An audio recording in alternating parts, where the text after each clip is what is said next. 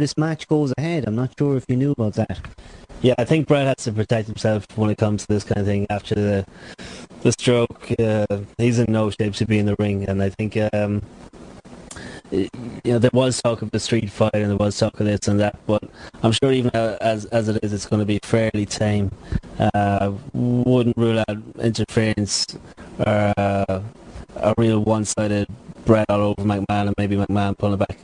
I think Bret will come out on top, but yeah, I think that needs to be in place, that insurance deal for Hart, because one nasty bump and it could be all over. Well, indeed, just for the safety point of view, it really is crucial.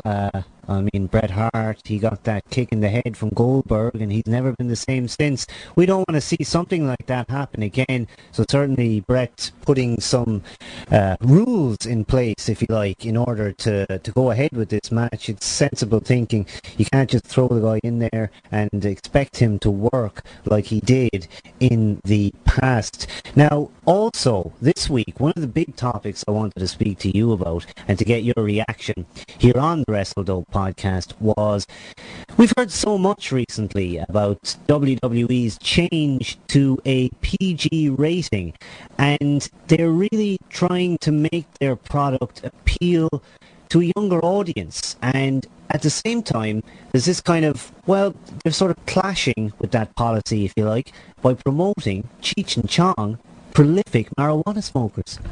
Yeah, I think it was pretty funny to watch. I'm sure it's the only way they could. It was creative with the Lucky Charms thing. Hornswoggle obviously got whipped into that one, but I think crossing the line over the PG mark with the hallucinations and that definitely was a little strange to watch. But I know it was entertaining. I thought it was good TV.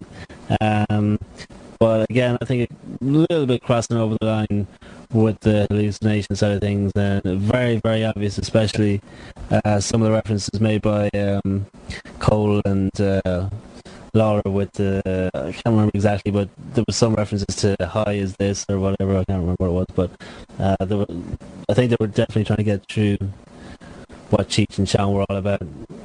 Absolutely, and certainly this fan, and I think this fan over here, would always welcome anything that isn't PG, anything that pushes that boundary a bit and brings us back to those controversial angles that we all want. It's something that we're going to be happy with. But you do have to ask yourself, why will they make such a fuss about how they're going to be a PG-rated show when they're going to do things like this? And it's always a case that they clash, but I'm not sure going forward what they're going to do, if they're ever going to switch back to the coveted TV-14 rating, which can make a huge change to the storylines. Yeah, it's so safe to watch WWE, any of the shows now. I think it's actually ridiculously safe from what Raw used to be. Smackdown was always pretty safe. ECW was definitely not what it was. And you can take for granted superstars in NXT are as safe as houses. And at the same time, you see Impact with the way it ended with Flair in a complete mess of blood. We're going to get on to that later. Yeah, but just the contrast between the two shows, and it'd be interesting when both are live on Monday nights over the next couple of weeks to see, will people that have tuned out of wrestling programming for the last couple of years and see the I suppose TNA laying it all out on the table for what the old school was. Maybe that's why a lot of the old school turned off from WWE when they went just that little bit safe. Without a shadow of a doubt, there is a whole disenfranchised audience out there that we all hope are going to come back for the Monday Night Wars. Maybe it will revive that old feeling from 10 plus years ago, where we had two really great products on the air. Well, some people would say WCW wasn't a great product, but however, there was competition, and everybody in the business acknowledges that it's important to have competition, and going forward it's going to be great to see what happens on Monday night. We'll speak more about TNA later. Continuing with the Raw review for this week here on the Wrestledope Wrestling Radio podcast, and we're going to speak about a controversial subject. Jack Swagger is in the Money in the Bank match. Yeah, I think Swagger might be interesting to see in the Money in the Bank match. He can be a bit of a high flyer when he wants to be. He's a big guy, but I think it would put Swagger in there is a good idea. I honestly do. It's a good idea, and certainly he's a good worker. A lot of people down on the Swagger. Yeah, I think definitely I would, more so than Santino. I don't think Santino would carry well in the Money in the Bank. A good decision, I think, by WWE to put him in there. Again, MVP, another qualifier for the Money in the Bank match. A good call, good spot for MVP to be in. It'll be interesting to see who takes the last spot. We were hoping for Miz, but looks like that's going to be tied up with the tag match of the year, which we'll go into a bit more later on. But yeah, I think Swagger will deliver goods. Be interesting to see the mix with him and Shelton and what they can do, and Christian. But yeah, I'm happy Swagger's in there at the end of the day, definitely. One of the big main events that's now finally getting a build on weekly programming is, of course, Batista versus Cena. And this week, my first reaction to Batista coming out was, why does he need 6 jabroni security? But it turned out that they weren't for Batista, as he said. They were for Cena, to protect him from Batista. But they were standing at his end. Did that make sense? It didn't make any sense at all. I do quite like heel Batista still. Yeah. I love heel Batista. Yeah, I'm digging it. And I think the look...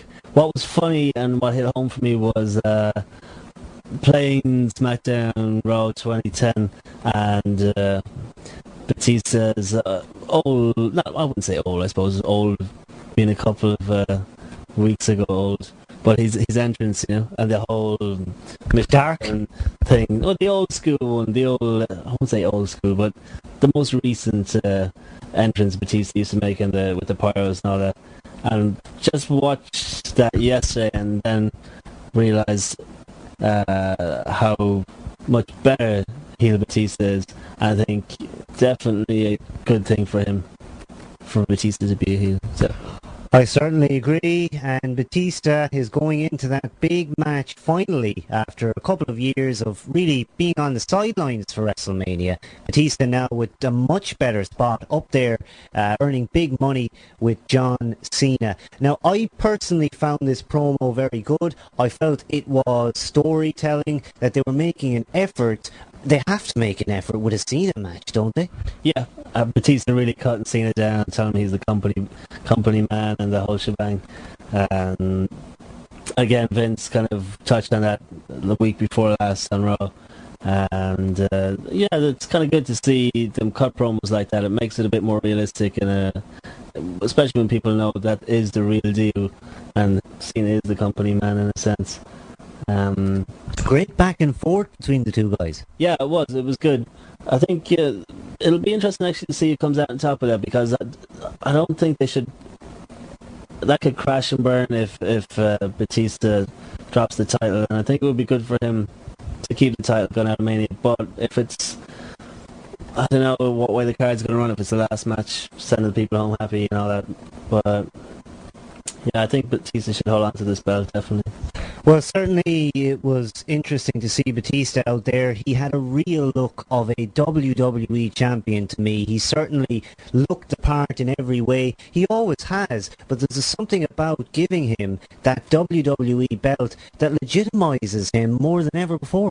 Yeah, I think it's the full picture when you see the black waistcoat jacket, the leather jacket and the sunglasses, and a lot slower in his promos, and I think he just looks a lot even more focused himself, and maybe he knows he's better at playing the heel, or has wanted to go back into heel character and probably was told not to for some time, but he seems at ease with the role he's playing, definitely now. We want to let you know we are broadcasting live on justin.tv, and we've had a comment, Jedi Popsicles. He tells us the real deal is that Cena kisses baby